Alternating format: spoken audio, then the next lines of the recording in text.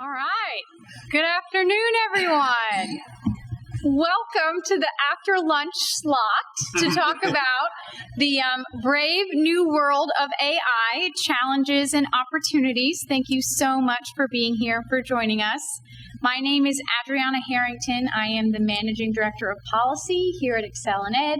My background is in pathways, and now I support across our entire policy set. And one of the newest areas that we have had the pleasure of digging into is AI, and both the huge opportunity and making sure that it's safe and best for the students that we can have it be. So I am thrilled to welcome our panelists here today. We have Senator Michael Lee from North Carolina, who has served in the North Carolina Senate from 2014 to 2018, and then again since 2021. He is the co-chair of the Education Policy Committee and the Base Budget Committee. He is a practicing attorney and a leader in the education space in North Carolina. We have Alex Spurrier from Bellwether Education Partners.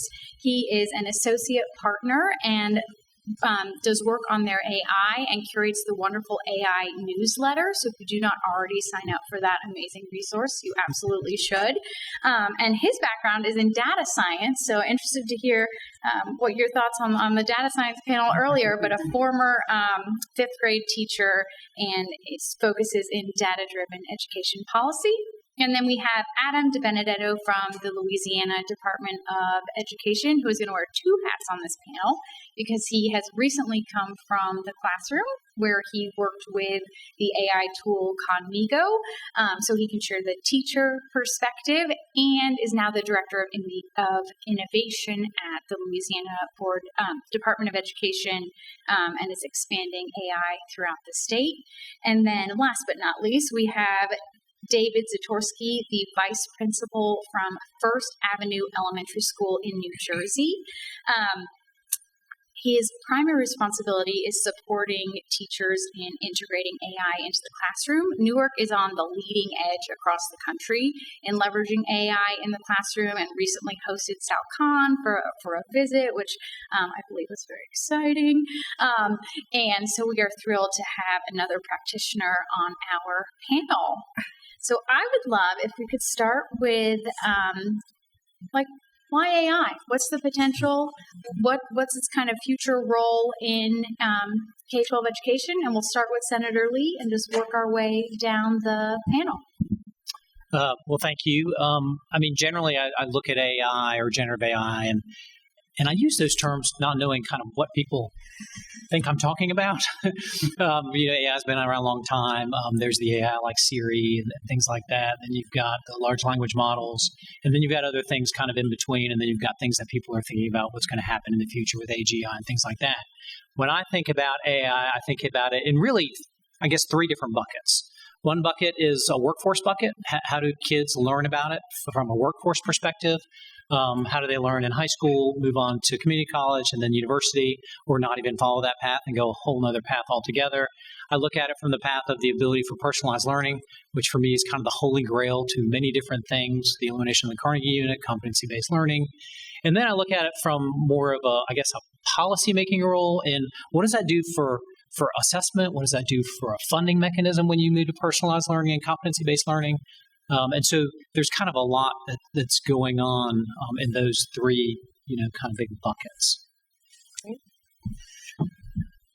I guess when I think about the potential for AI to have an impact in K-12 education, I think about how AI has changed my own work and helped make me more efficient. And when you look at surveys of teachers and how they use their time and what they say they would like to use more of their time on versus less of their time on, time and again, the number one item they want to spend less time on is paperwork and other administrative tasks.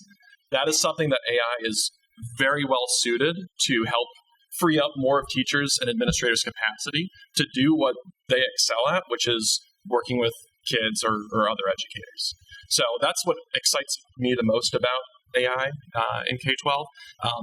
But I also want to make sure that we kind of caution ourselves just a little bit, because we've been here before with various hype cycles around different ed tech approaches. So I just want to make sure that while there's a lot of excitement and potential for AI to change how we're approaching things in K-12, we've been here before, and let's not get too far over our skis with what's in front of us right now.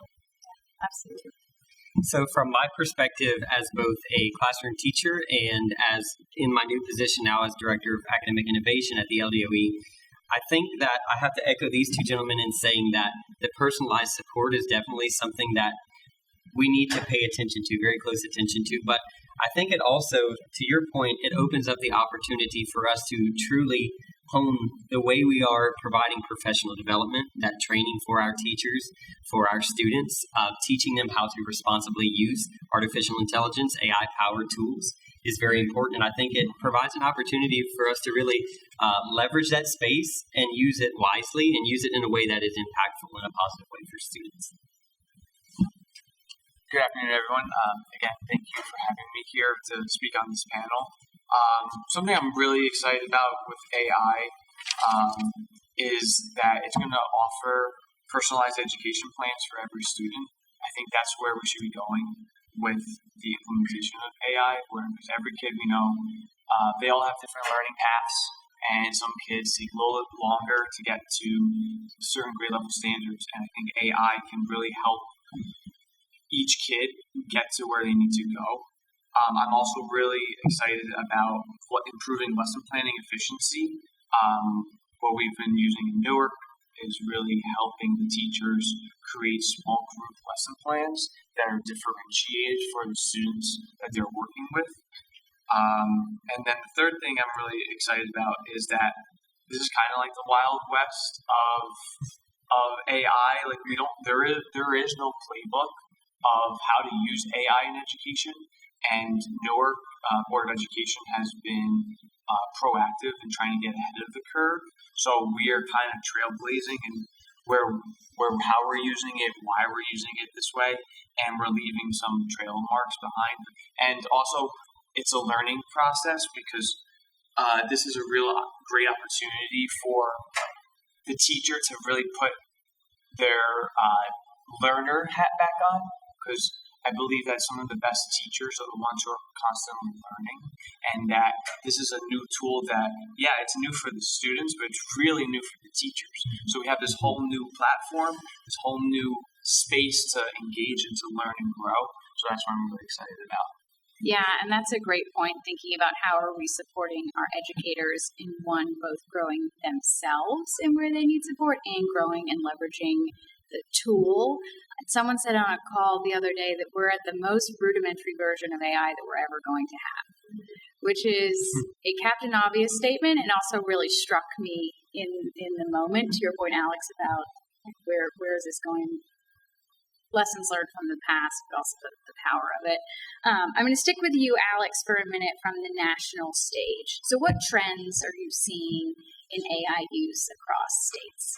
Yeah, so I think it's important to remember that ChatGPT was first released just 2 years ago, and since its release, it was the fastest adopted consumer technology in history. The fastest growth to 100 million users, by far faster than Facebook or Twitter or Google even. So there's been an incredible amount of growth, an incredible amount of use amongst the general public. I mean, if you open up your iPhone and look in the App Store right now, under the top productivity apps, it's not Google Docs, it's not Gmail in the number one slot, it's ChatGPT's app.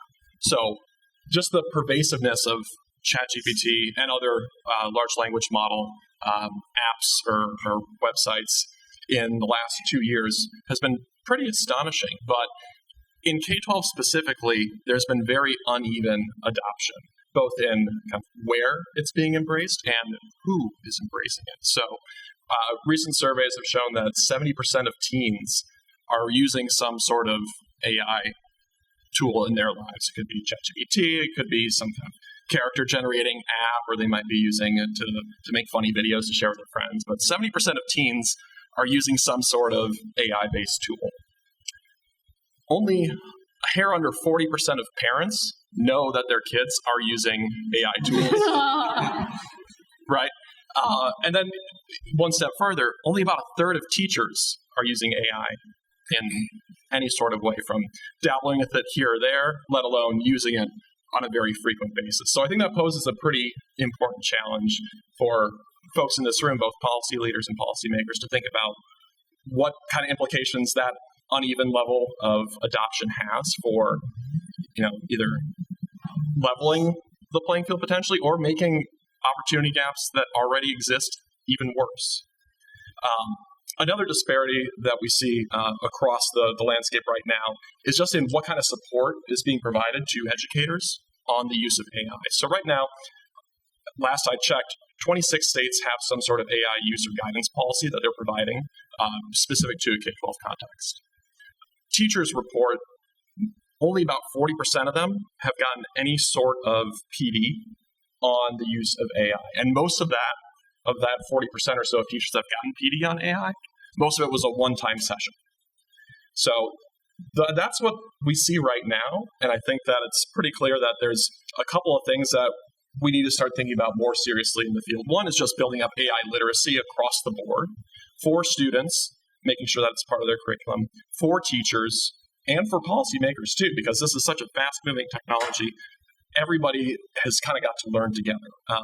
And then the other piece is just making sure that we're not thinking about AI outside of other conversations about the use of technology in schools. So I know the next big conversation we're going to have here today is about focus and how digital tools might be disrupting how the learning process is evolving. Cell phone bans are a big conversation of topic right now. So I want to make sure that as we're thinking about AI policy, it's not divorced from how we're thinking about technology and its role in education more broadly.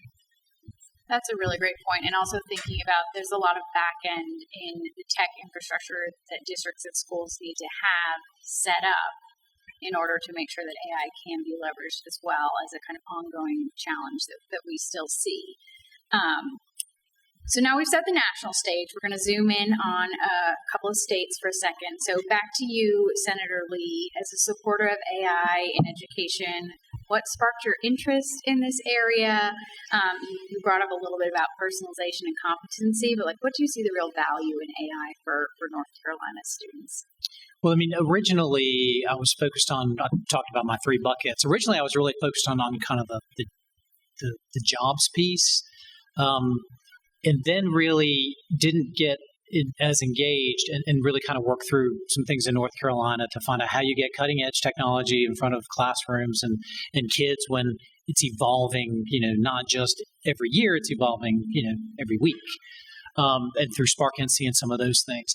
And then actually I was here and saw I think I met with Renee with Conmigo, and she showed me something before Sal's keynote, and I said, well, this can't be true.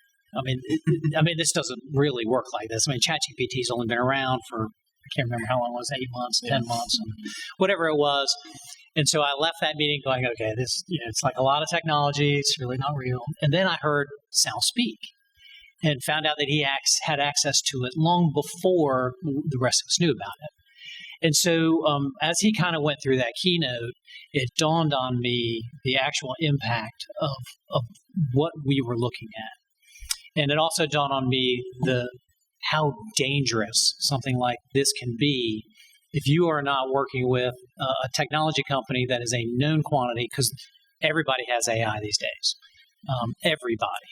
And if you're not dealing with a known quantity, a company that is interested in not selling a product, but interested in education and has been interested for quite some time, it would make me very, very nervous exposing children, my own children, let alone a state full of children or a nation full of children in that regard.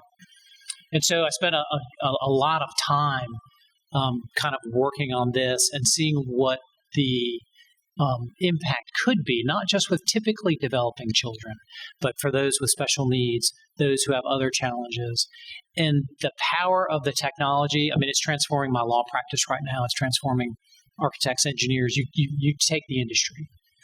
But what it can do, not for just the education industry, but for children on a personalized learning level, the ability to eliminate arbitrary grade levels based on how old you are and not kind of where you are, the ability to be a junior in high school and go back to something you learned in the 8th grade and kind of redo that module with help, guided.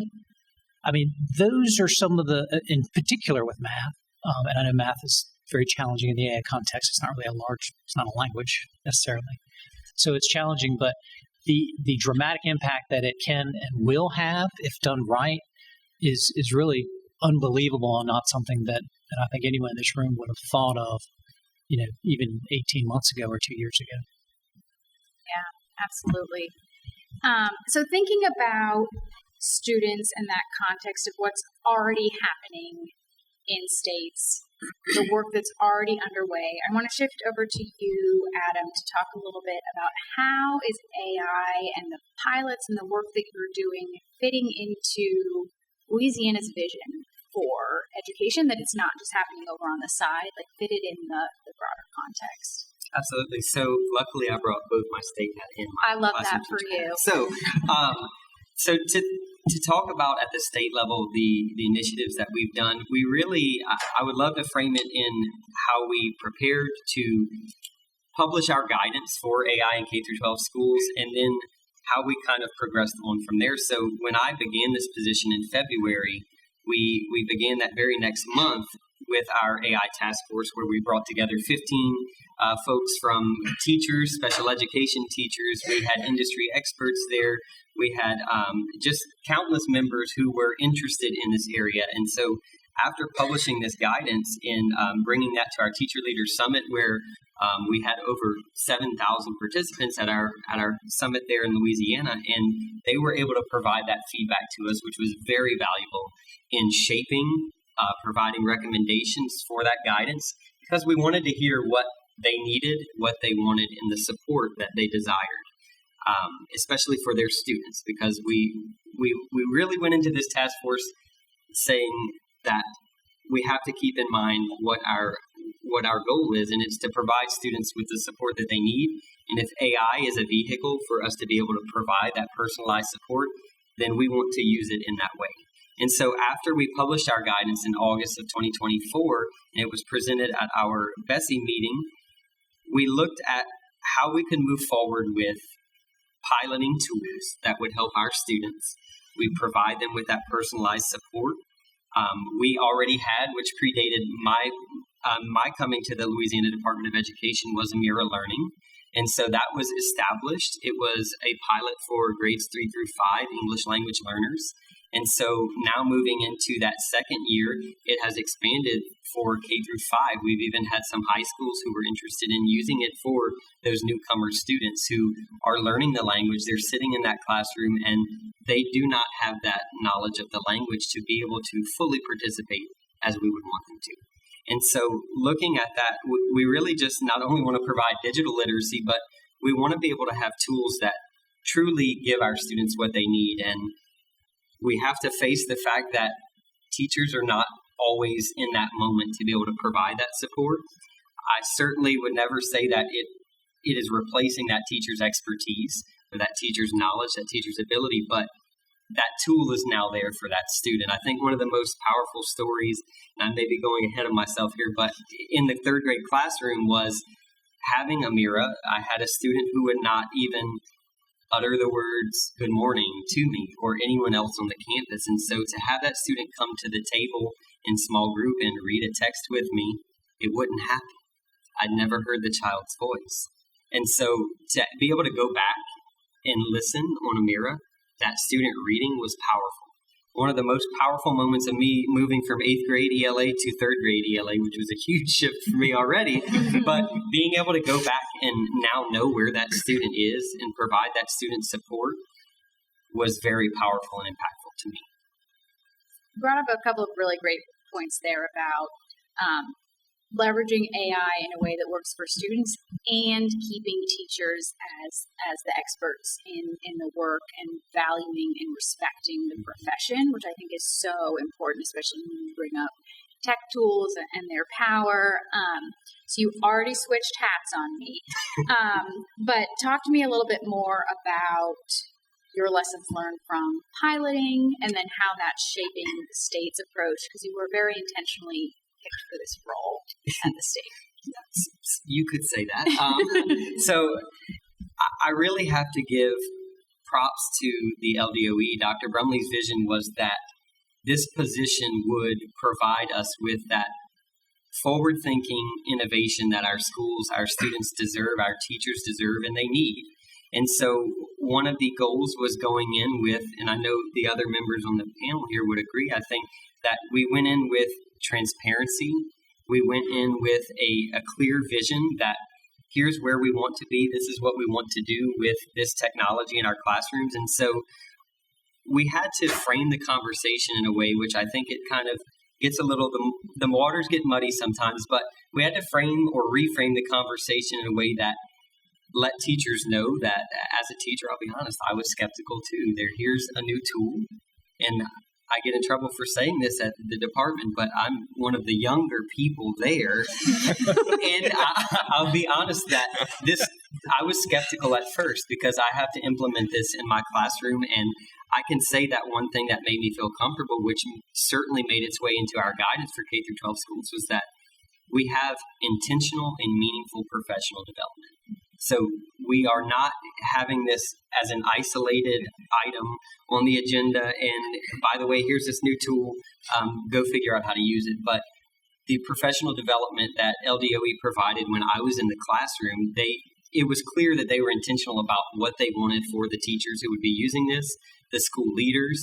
They were familiar with how to look at the dashboard, pull the reports, and understand what they were looking at and how to make decisions based on that. And so professional development, that professional learning is certainly paramount. And to do it in a way that you ensure that it's high quality for those who are receiving it is definitely of the utmost importance. Yeah, absolutely. And I want, David, for you to lean in a little bit more here as a vice principal on the ground with educators in a trailblazing district. But why? Why do you think your leadership really leaned in here? And what are some of those other ahas that you've had from implementation? Sure. So Newark, just to give a little context, we're the largest school district in the state of New Jersey. And Newark is broken down, the Newark Board of Education is broken down into wards. So I'm part of the North Ward, which consists of 14 schools. And we've had a partnership with Khan Academy prior to the launching of the Khan Migo pilot, and we wanted to use AI because we wanted to get ahead of the curve. Like, we saw this coming, and I think, and this is my opinion, like looking back on all the other tools that have come through, social media, I feel like we're always behind in the game where the kids know the things before we do. Mm-hmm. But this is the opportunity where we can learn it simultaneously with the kids. That learners of all ages are using it, but students or younger adults are using it at a faster rate than adults. So with that in mind, we wanted to then add on to our Khan implementation. So specifically at the school that I work at, First Avenue School, we use Khan Academy before Khan Migo. We have systems in place where Khan Academy was part of our formative assessment. It's a part of our tools. We have our direct instruction, we have our small group assessments, but for that spaced repetition, for that formative assessment practice, Khan Academy is the one that we use because we believe in it as a great tool to use. And then when we were approached to use Khan Migo and to have the students be able to chat with the AI bot when they're doing activities, we're like, yeah, let's do this. I do hear that the skepticism of using AI, and in me personally, maybe I'm a little bit naive on it, but I really just want to use it. I want to use it. I want to know everything about it. I want to read about it. I want to know how it was created. All the different language models about it, because I think in the course of history, this is actually a moment in time where after the COVID-19 pandemic, I feel like everyone has hit the reset button. That education has changed. We know that it's changed. What do we want it to look like in the next 5, 10, 15 years, 50 years? And I think it's really cool that we have the opportunity to write the playbook. we get to have a say in what education will be, not what it was 100 years ago, but what we could use and what it can be moving forward. Yeah, I love that. Could you give us a little bit more concrete? Do you have a student story you could share or some data that we could talk about? So we specifically use Conmigo as our AI implementation. Data that we use, I can't contribute like any of the successes at First Avenue directly to AI, but I will say that there is a correlation for students that are performing well on Khan Academy, and that those correlate to different data points that is a high predictor that they will do well on the state's test.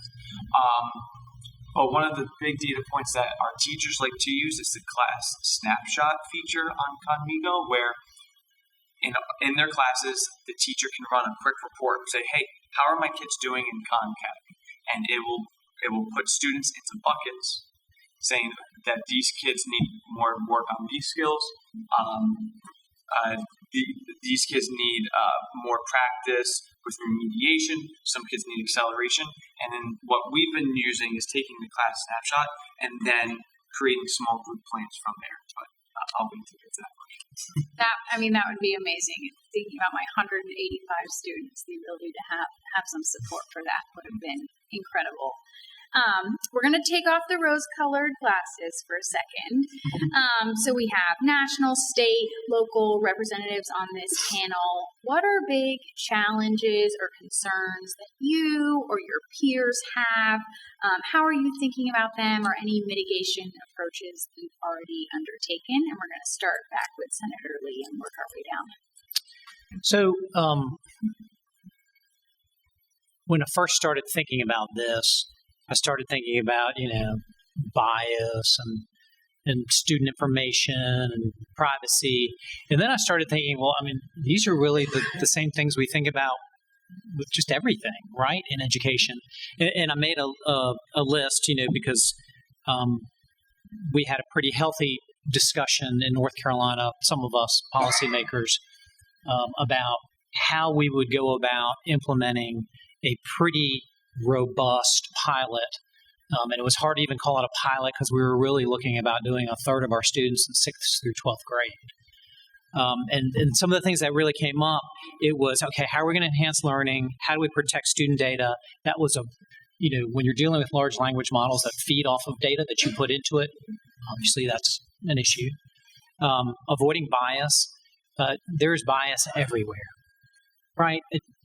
We all have a bias where we grew up, who we are. But certainly there was concerns about bias in the technology. And then how are we going to maintain ethical standards while also preparing students for this kind of rapidly evolving technology? And as was said on the panel, we're learning along with our kids. My kids are probably way ahead of me. I just noticed that I'm clearly the oldest guy up here. Wow. And so, policymakers first start thinking about the policy piece of privacy, transparency. What data is being collected, who's getting it, and what are they using it for? And that kind of dovetails back to the very first thing I said.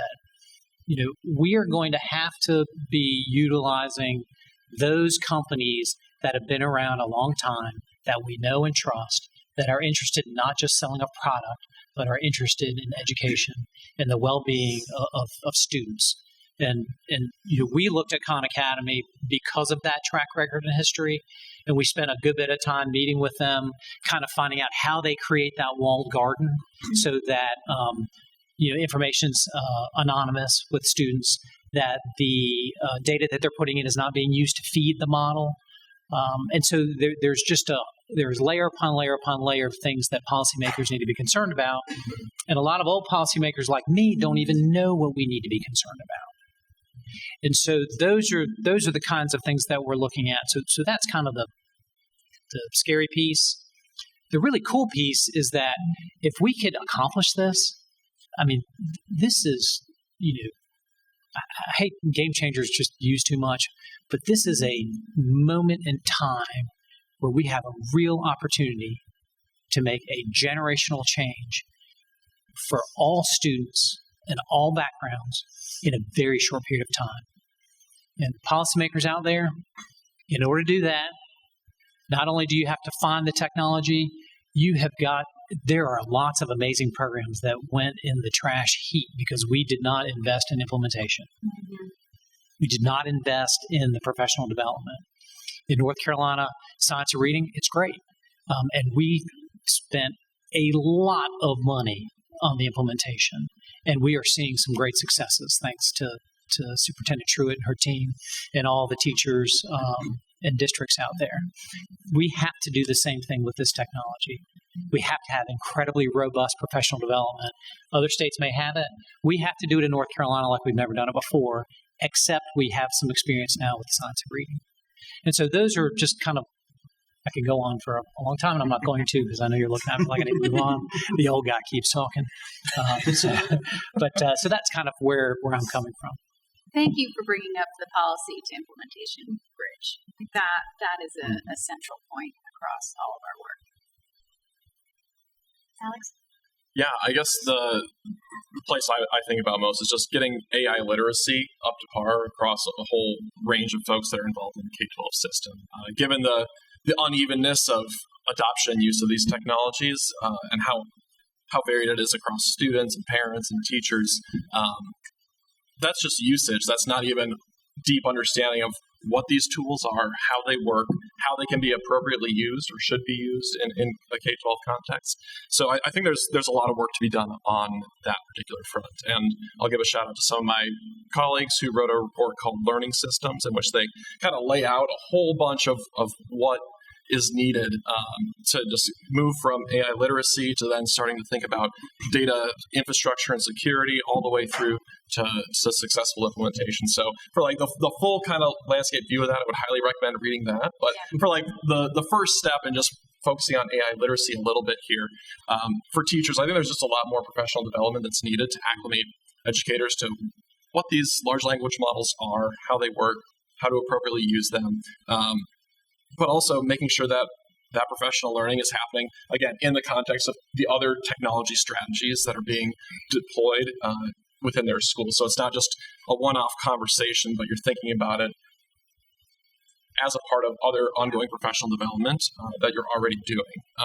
And even before teachers get in the classroom, I think there's a huge role for your educator preparation programs to be preparing future teachers to engage with AI tools. And SERPI recently put out a survey that they did of some education preparation programs, finding they're pretty slow to move on this. And when educator preparation programs are addressing AI, it's mostly about plagiarism detection and how teachers can engage in that. And even on that front, there are some challenges because a lot of the AI detection tools themselves use AI. So you're using an AI to detect an AI, and there's actually not insignificant false positive rates there. So we're seeing students flagged as having used AI that actually did their own work. And so there's a whole bunch of ethical considerations too that educators need to be a part of those conversations more deeply than they are right now. And I think educator preparation programs should be playing a pretty big role in that. Then moving back into the classroom a little bit, I think students need to have as part of the curricula AI literacy. And kids already in most schools have some sort of digital literacy education that they receive before they're allowed to go on the internet. You learn what it is and how to use it safely. We need to be doing the same thing for some of these AI tools, and not just for students, but also making sure that we're bringing parents and family members into the mix as well, so that they understand when their kids are engaging with this stuff at home. They know how their kids can be smart and safe when engaging with these particular pieces of technology. And then lastly, I think there's a role, obviously, for policymakers to support and facilitate this. If your state isn't already providing guidance on this, you've got 26 other examples that you can look to and learn from of states that have already put out guidance.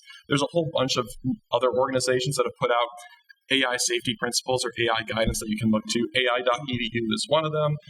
The American Federation for Teachers has put out AI guidance. So there's a ton of resources out there for policymakers to not have to start at square one. Even though this is a very new field, there's already been a ton of work done on this front. So I think policymakers can help kickstart this conversation in their context and also help to ensure that this work isn't happening in silos, so that what we're doing to support educators isn't divorced from what we're doing to support students and families as well. Thank you for bringing in that whole ecosystem and also thinking about the teachers in the pipeline, because that's where coming and how are we supporting, that's huge. Adam, over to you. Yeah, so to his point, if you want the best model of AI guidance, Louisiana's is great. Number 23. You're going to fight that, North Carolina? I think yours was out first. So, we had one in January of 20. I will say y'all's was great as well. I did look at that one, and it's fantastic. And I think a lot of the focus that I looked when I drew comparisons is that the focus on providing that instruction, even to our educators, is paramount. And so I think one interesting thing that Louisiana has going in this space is that we not only have the support of just me and my position, but from our Board of Elementary and Secondary Education. Sometimes Mr. Ronnie Morris, our Bessie president, finds tools that I haven't even seen yet, and he brings them to me. And so to have that support, to have my supervisor support, Dr. Chasson, one interesting thing is my position was placed in the Office of Teaching and Learning in the LDOE. And so we're not placing this in a spot that is separate from the teaching and learning, the instruction that's happening on a day-to-day basis in our schools. And so on the data privacy aspect of it, we have an amazing process that our assessment and accountability analytics team does, and that is providing that statewide data sharing agreement that our school systems who are interested in the pilot, whether that's Conmigo or Amira Learning, they can opt in, and that work is done for them. And I promise you, your ed tech folks at the system level truly appreciate that, because that's not a process now that they have to try to figure out with that vendor. And so it takes that burden off them. And so this is certainly not without challenges. Even that process of developing the DSAs and making sure that there is coherence in what we're doing in the classroom is important. But our agency, Bessie, our leaders, our teachers, even our community members, our families, we're all on the same page. And I will just say that in our guidance, we try to provide as much linking to documents, resources that we already have. We will be providing some more standalone documents that relate to specific content areas to school leaders, to how that can be integrated in their day-to-day work and provide them support in that. And so I think that we've moved beyond just providing that guidance and saying, here it is, it's going to be like this forever, but we've given ourselves room to revise that guidance as things change, as the times change, and as our knowledge of AI changes. And then we've also kind of put our money where our mouth is, and we've gone into piloting these tools to be able to see that guidance come to life and to truly model that for our school systems. Will you sound out Bessie for everyone so they know what you're talking about? Yes, Board of Elementary and Secondary Education. That's huge. And thinking about the fact that guidance is changing, I love that North Carolina's guidance has like in big red letters all across the front of it, subject to change, right? It's like the first thing you see on the document, which is so telling about the work. David, over to you. Yes, just to echo my colleagues that just some concerns, which is to make sure that the student information is safe and secure, and that the students are being taught how to use the AI with student prompting. I think that's a big concern.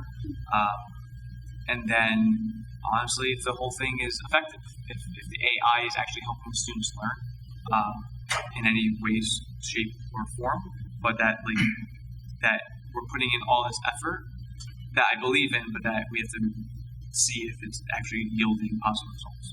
Yeah, harkening back to Governor Bush this morning, right? If you're going to implement something, then you have to look at the data to see if it's working. Let's push in a little bit further on teachers. So AI literacy has already come up a little bit. Looking at you, Alex, talk to us about specific steps for state and local leaders to build AI literacy across educators, students, families, in that making informed decision space.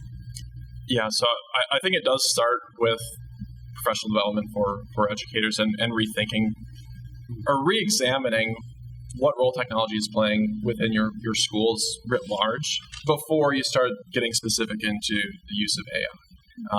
And even more broadly than that, thinking about student expectations generally.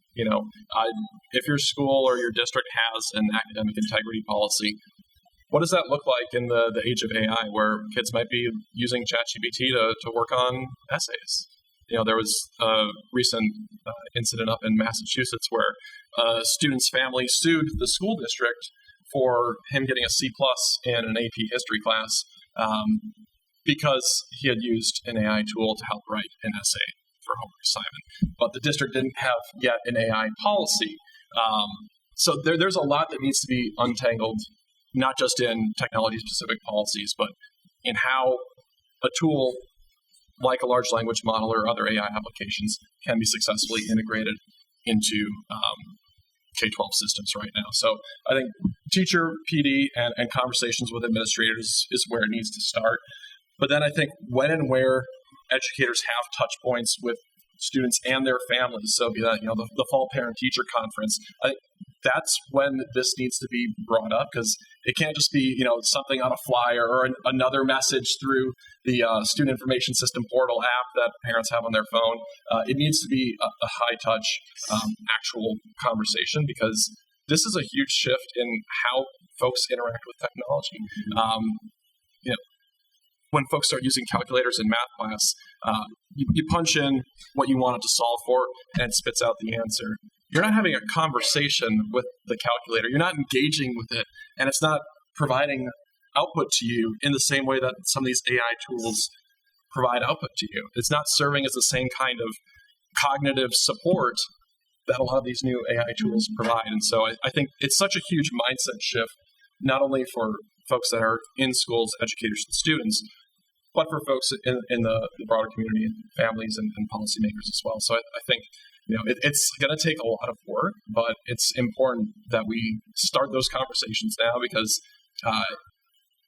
if we don't, and the gap between what families expect their kids to be doing and how they should be engaging with technology and what they're actually doing in schools, if that distance is starting to grow, I think it could lead to more frustration than folks I think are ready for.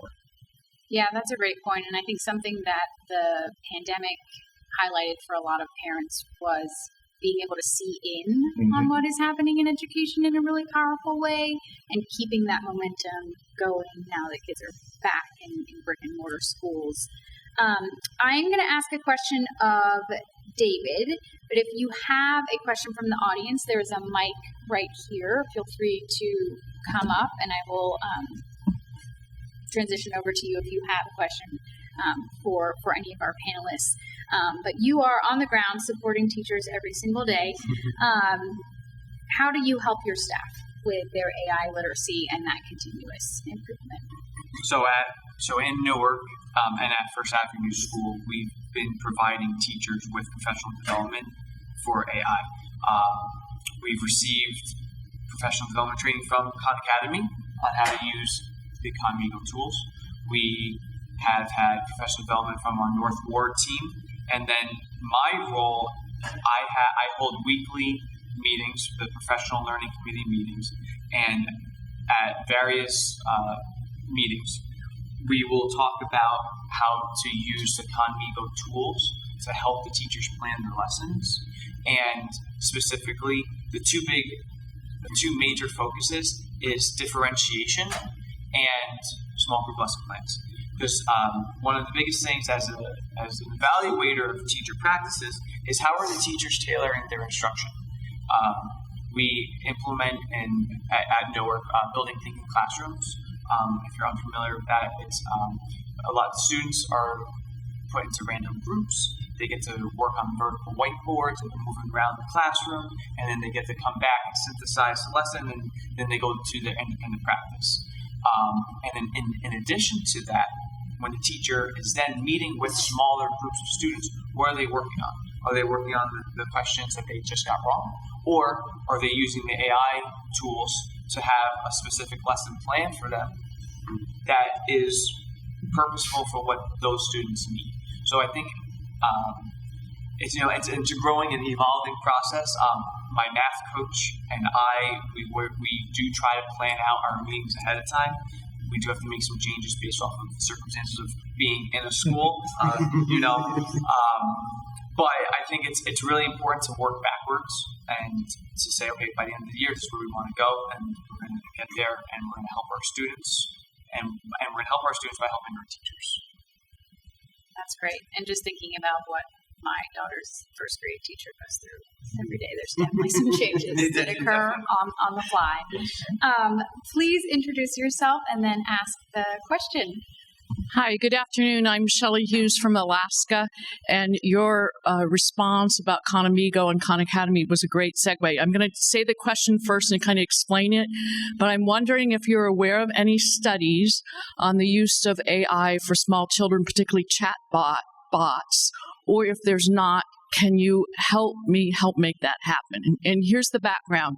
It was actually at this conference a year ago, and we heard from Jonathan Haidt letting us know the concerns of the screen time and how that's impacting our high schoolers and their mental health. And then we also heard from Saul about the exciting opportunity with Khan Amigo and how that could be helpful. And I walked away excited about that, and I realized AI is something we need to harness for good, and there's so much potential. But I also started thinking about a young child who has not yet at the point where they can differentiate between the imaginary world and the real world.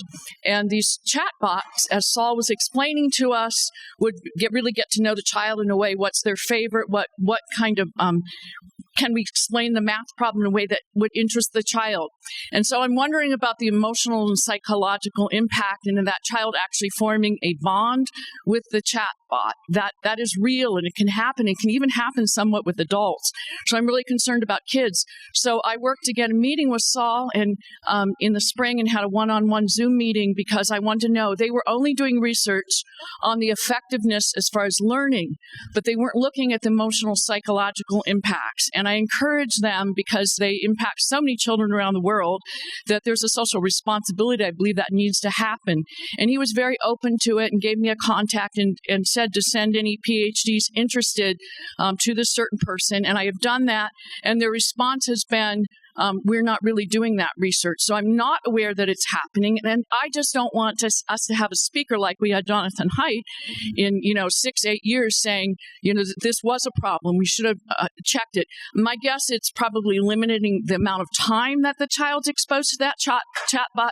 But I believe as a community, all of us, that's something that we ought to get in front of. Maybe there's nothing damaging, but could there be? And there needs to be research. I know it's being launched in my state and some of the districts, and I'm concerned because the research has not yet been done that I'm aware of. So I'm asking you, are you aware of it? Is that something we maybe could help make sure happens? Because I think it's very important. Thank you. Glad y'all get to answer that. So at our school, Khan Amigo is only for students in grades 3 to 8. That's available. And as a best practice, we do recommend that students are on Khan Academy for 15-minute time. So when students are done with the core curriculum lesson, the expectation is that students are then put into groups, 3 15-minute rotations for our second math period. And then during those 15 minutes, that's when they're using Khan Academy to practice the math that they just learned. And then, of course, they do have opportunities to take it home and to practice more at home as for homework. But that is a great point to bring up about the conversation aspect and the emotional aspect of using AI. And I think that just goes to where the frontier is open, that there are, as we come up with things that we're solving, there's also going to be questions that we need to solve. And that is something that should be taken into consideration. And Khan Amigo has safeguards in place, and they're continuing to develop those for children. But outside of the school context, there was a recent story about a student that committed suicide. I don't know if any of you read it. And the student got very close to an AI. The AI didn't have a memory like some AI has a memory. The student said some really awful things about what he was going to do to himself. And he literally developed a relationship with the AI and ultimately killed himself. And so there is significant danger in this realm, not just for students, but for all of us. And it kind of goes back when I started talking about our kids. it's important to make sure that we are working with providers that are more interested in our children than they are selling, technology. And we have a responsibility as policymakers, as educators, and leaders to know what's going on and make sure that we are kind of heading it off of the path. Research should be going on, but I don't think it can happen fast enough. We're already seeing these negative results. And so as we kind of look at what's going to happen inside of our schools, we really need to be thinking ahead in that regard. And some of the technology companies are. Yeah, and this is why I wanted to push to think about how we're using AI in the context of broader conversations around how we're using technology in K-12, but how kids are interacting with technology more broadly. I mean, if we could go back 10, 15 years ago before the social media explosion happened, we probably would be approaching that with a different lens, knowing what we know now and how it's affected, in particular, adolescent kids and their social dynamics. So I think, while there's a lot of exciting potential with AI, we've got to really be thoughtful about how much we're letting this into kids' lives at a time when their brains are still forming. Yeah, your brain's not fully formed until you're 26 now, which is My wife says it's 58 if you're a guy. And I'm not there yet. Question for you? Awesome. Hi, all. Thank you for this discussion. My name is Derek Droz, Executive Director of Data Science for Everyone. This space is huge. You all covered a lot of ground. And I'm just curious, when you say AI in education can mean a lot of different things, right? So what do you all see as the lowest of the lowest hanging fruit? And to give one example, Advanced CTE just released the new national CTE career clusters. And there's now a new career pathway for data science and AI jointly pulled together for students, right? So it's really tight, it's easy, it's kind of crisp. I'm curious, where would you prioritize? What is the really low hanging fruit? You mean in instruction for students, or do you mean as a tool for students? Just across the board, and as we talk about AI education, right? Where can a policymaker get started if they can't do every issue under the sun, given that the space is really big? We have something in North Carolina called Spark NC. Spark NC was started 21, I can't remember. And the idea was to create an environment where you could have personalized learning, competency-based, within traditional public schools, and they end up using these labs. And so low-hanging fruit there, and it wasn't low-hanging fruit at the time because they had to build this model. And so now this model has essentially a learner-centered, industry-valued, and partnerships with industry, because it's hard to do this in a vacuum. You're not going to have a certified person come in and start teaching about AI and data analytics. And so what Spark NC does is they partner with industry. They've got partners with Apple, Cisco, Live Oak Bank, you kind of name it, and kind of work through this model. Some kids take 2 months to finish a module, some take 2 weeks. And that's kind of a way into technology for kids in high school, in my opinion. The low-hanging fruit inside the classroom context I'm a big believer that you have a district-wide dashboard and things like that, a little bit more scale and breadth, and have the ability to invest in professional development. Something like ExcelinEd, and I would talk to some of the folks who have already kind of headed down that path. We as a state were not able to do it for, politics does get in the way sometimes, policy. But I think that is a piece of low-hanging fruit, because you've got and I'm usually just kind of company agnostic, device agnostic, and I've learned over time that that's really not always the best way to go when you're dealing with technology, because everything's just moving way too fast. ExcelinEd has built some things that you just don't see anywhere else, and I'm speaking more not for the K-5. I'm really speaking for, and I'm sure it works for that too, but I'm not there yet. But I think that's another thing. Great. Thank you. I think it's a really hard question because, in part, there's no obvious AI-shaped hole in schools. So we can't just give teachers and admins, everyone gets a ChatGPT account and they're going to know exactly what we need to be doing with AI. It's a really powerful set of tools out there that could help improve processes or allow educators to interact with students differently. But that's going to take time to figure out what exactly is right and where the lowest hanging fruit lies. And so I think the way to identify it isn't just to place your bet on one or two things, but to try a whole bunch of different things. And so starting, from the state perspective, providing enough guidance and support that educators can at least get a start with using AI, but then being really intentional about having very targeted pilots that you then evaluate. Is this working? Is it not? Should we stop it? Should we scale it? We've heard a couple examples already of very thoughtful implementations of, Conmigo in a school where they're already using Khan Academy. That's a really great way to go from something you're doing to something that's got a little bit of AI in it. Or Amira using that with EL students to work on language skills. So I think the answer isn't what's the lowest hanging fruit, but how do you support educators in a way that will allow them to find that and then be able to scale and replicate when you do end up seeing what's working on the ground. But I do think that everyone needs to get started, whether it's through pilots or however. I mean, I know that's where you're going with the low-hanging fruit. Everyone should be getting started. This is something that we cannot get any farther behind than we already are.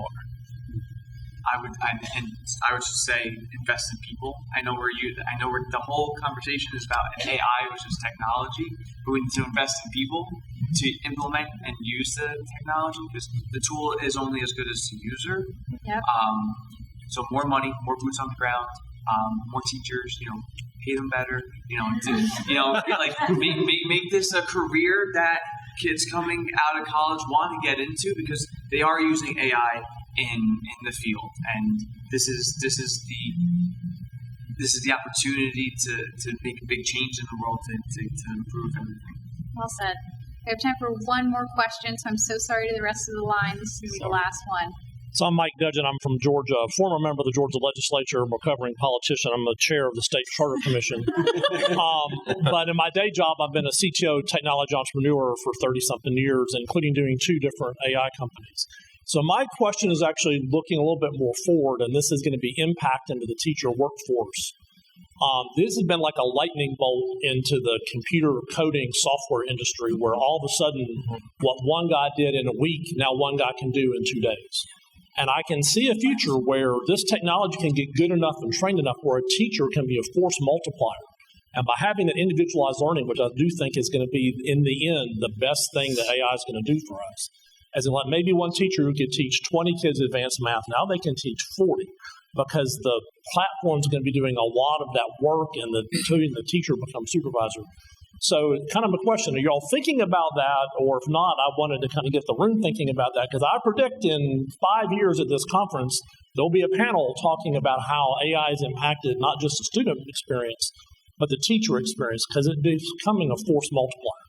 So I wanted to throw that topic out there to see what people You're already talking about. I know that's what you're going to jump into. My opinion would be no, because I don't think, there's still the human element 100%. making that connection between the teacher in the room. If you take the teacher out of the room and the kids can learn, then the teacher's not doing their job. The teacher is the difference maker in that room, and if you're having the teacher have a 1-to-40 ratio, you're not going to be as productive, even if I'll make a bet with you when we get in 5 years. I totally think the teacher human element is 100%. I agree, but I think you're going to see it change the teaching profession. I know, but I do see that. Actually, I've had a meeting with Oklahoma City Public Schools before, and also the Maryland Department of Education, and they were asking, because they were trying to see if they could use Conmigo or AI to scale the teacher, and at the end I said no, I don't think that's the way to go, because you lose the efficacy of the teacher practice and the relationship building between the student and the teacher. Well, I love that as an end note, because I think that's a perfect summary of kind of the opportunity and challenge of AI and what we're working towards. So can you please join me in thanking our wonderful panel for being here today? We are